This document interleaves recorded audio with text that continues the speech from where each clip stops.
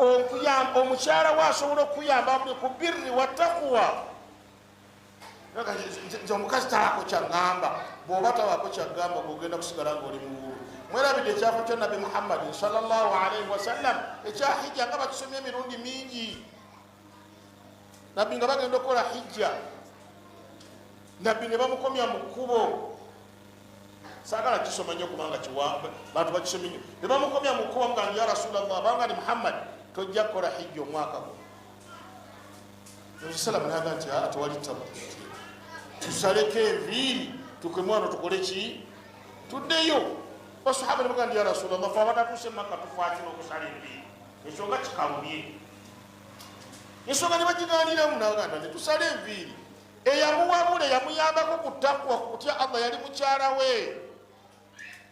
N'amugamba nti ya Rasulallah, tebakumenya nti tuula wano okusala enviiri. Be banaalabanga nkusala nabo bajja kusala. Bonna olwalaba ngeza nabbi bazisaze bonna ne basala. Tiyamuyamba.